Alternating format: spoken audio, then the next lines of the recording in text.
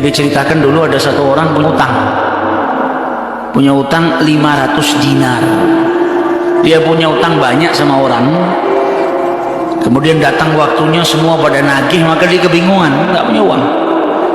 Akhirnya dia pergi ke salah seorang saudagar, dia pinjam uang 500 dinar. Diberikan sama saudagar tadi. Sebelum diberikan ditanya, kapan mau kau kembalikan uang ini?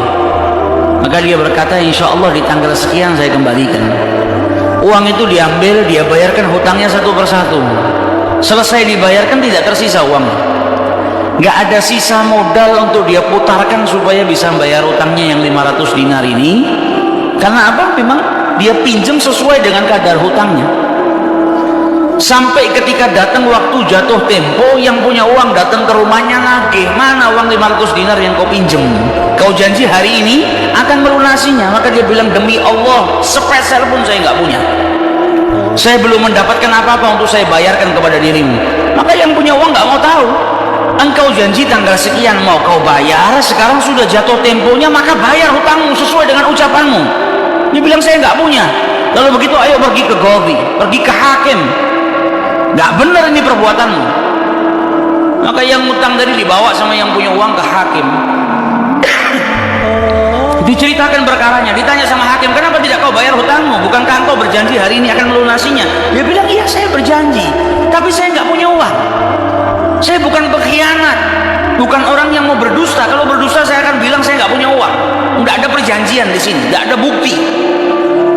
Tapi saya ngaku kalau saya punya utang dan hari ini saya nggak punya uang untuk saya bayarkan.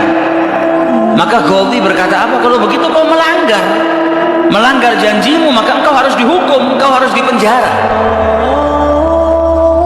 Maka yang utang tadi bilang apa? Kalau begitu ya sudah, kalau memang hukumannya saya harus dipenjara karena saya nggak bayar utang, ya sudah saya terima.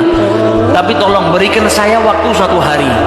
Saya mau kembali ke rumah saya mau izin dengan istri dan anak-anak saya. Besok saya akan kembali ke sini lagi dan masukkan saya ke dalam penjara. Maka sang hakim berkata apa? Bagaimana mungkin saya bisa percaya dengan dirimu? Siapa yang menjamin dirimu? Kalau ada yang menjamin kau bakal kembali ke sini, maka saya lepaskan.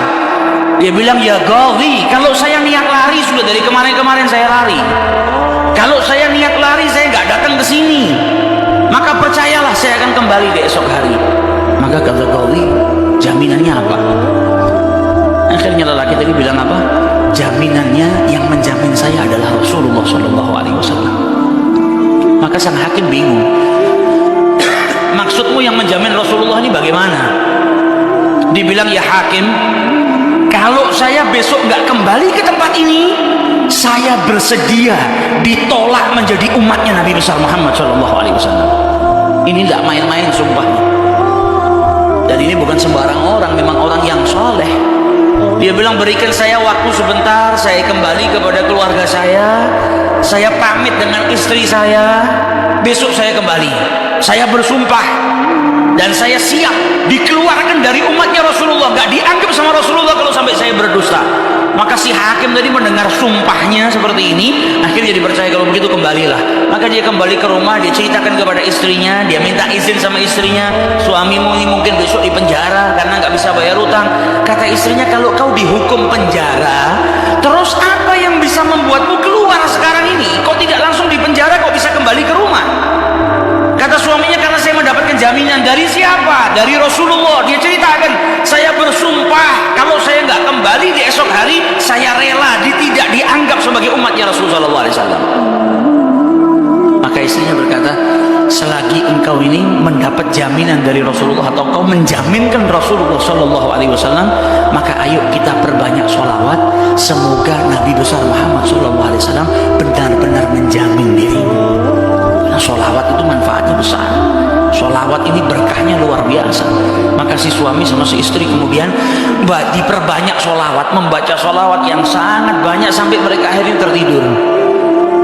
Yang laki yang punya utang tadi ketika tidur mimpi berjumpa dengan Rasulullah SAW, dan Nabi dalam hadisnya telah bersabda, man ra'ani faqad ra'ani haqqa, siapa yang mimpi berjumpa dengan diriku maka sesungguhnya itu aku. Karena syaitan gak bisa menyerupai Nabi besar Muhammad SAW. Dan orang yang dalam hatinya ada mahabbah, orang yang rindu, orang yang membersihkan dirinya, orang yang memang benar-benar ingin berjumpa dengan Rasul SAW akan diperjumpakan oleh Allah Subhanahu Wa Taala dalam mimpinya ataupun dalam keadaan yaqdzatan. Karena Nabi pun menjelaskan ada orang-orang yang bisa melihat Rasulullah SAW dalam keadaan sadar. Sebagaimana dulu diriwayatkan ada seorang santri kepingin ketemu sama Rasulullah, pingin mimpi, tanya sama gurunya, sama kiainya, ajarkan kepadaku caranya mimpi ketemu Rasulullah itu bagaimana. Kata kiainya, apa? Gampang, nanti malam kau makan ikan asin yang banyak, setelah makan jangan minum, kau tidur.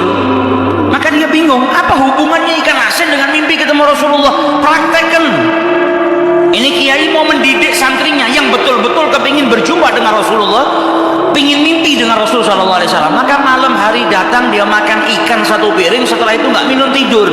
Bangun tidur dia pergi ke gurunya, marah, mana saya nggak mimpi ketemu Rasulullah. Kata gurunya, apa yang kau impikan?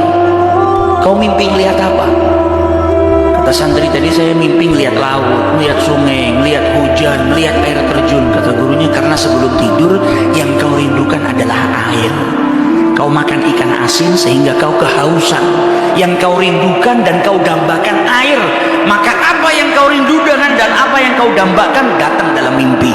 Coba setiap kali kau tidur kau rindu dengan Rasulullah. Coba setiap kali kau tidur kau ingin sekali dan minta sama Allah Subhanahu Wa Taala akan diperjumpakan dengan Rasul Sallallahu Alaihi Wasallam. Maka kau akan diperjumpakan dengan Nabi besar Muhammad Sallallahu Alaihi Wasallam. Nah, ini yang diajarkan sama para ulama. Ini yang punya utang dari mimpi ketemu Rasulullah Sallallahu Alaihi Wasallam.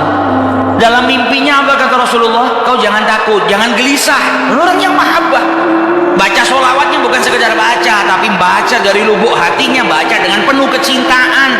Mimpi berjumpa dengan Rasulullah dan berkahnya sholawat tadi bisa menyelamatkan orang, hajat-hajatnya bisa dikabulkan, dapat pertolongan dari Allah Subhanahu Wa Taala. Maka dalam mimpinya Rasulullah bilang apa? Besok pagi kau pergi, idhab ilal wali, pergi ke gubernur di tempatmu itu, bilang sama gubernur tadi, Rasulullah mengucapkan salam kepadamu, dan sampaikan kepada si gubernur, kalau setiap hari dia bersolawat kepada Rasulullah sebanyak 1000 kali, itu solawatnya sampai kepada Nabi Muhammad.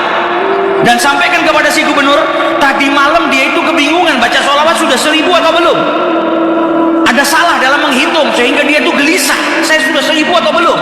Maka sampaikan kepada gubernur itu bahwasanya sholawatnya sudah sampai 1000, jadi dia nggak perlu gelisah.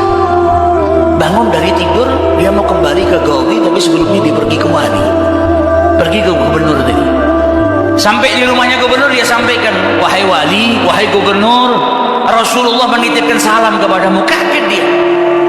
Orang yang selama ini dia sholawati, gubernur ini gubernur yang cinta kepada Rasul Sallallahu Alaihi Wasallam, tiba-tiba ada orang yang datang bawakan salam dari Rasul Sallallahu Alaihi Wasallam.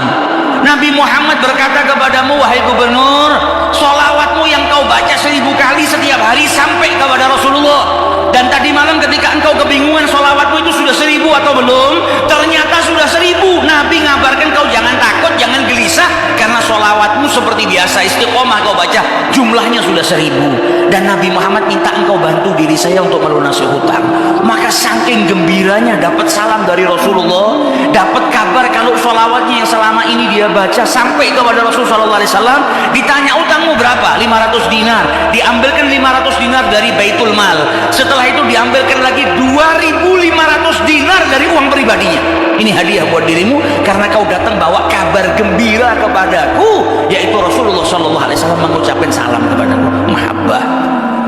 Kita belum tentu, kalau mungkin andai ada orang yang mimpi berjumpa dengan Rasulullah kemudian Nabi mengucapkan salam kepada kita, belum tentu kita bahagia sampai bisa mengeluarkan harta seperti itu. Tapi orang-orang yang mahabbah, kecintaannya sama Rasulullah luar biasa. Maka dia pulang dari rumahnya si gubernur tadi bawa uang 3000 dinar, utangnya cuma 500 dinar. Berkat sholawat dia bisa melunasi hutangnya. Maka dia pergi ke rumah qadhi, sebagaimana janjinya dia akan kembali. Dia ketuk pintu rumah qadhi, maka qadhi tadi ketika buka pintunya langsung memeluk orang tersebut, nangis yang luar biasa dan berkata apa? Alhamdulillah, berkat dirimu tadi malam saya mimpi ketemu Rasulullah Sallallahu Alaihi Wasallam. Kata Rasulullah apa? Kalau engkau membantu orang yang punya utang itu untuk melunasi hutangnya, maka aku pembantumu kelak di hari kiamat. Diambilkan uang 500 dinar, diberikan kepada orang tersebut. Sampai Ghazinya pun diimpiin sama Rasulullah SAW. Keluar dari rumahnya Ghazi bawa uang berapa? 3.500 dinar. Dia pergi ke tempat orang yang dia utangi mau bayar utangnya.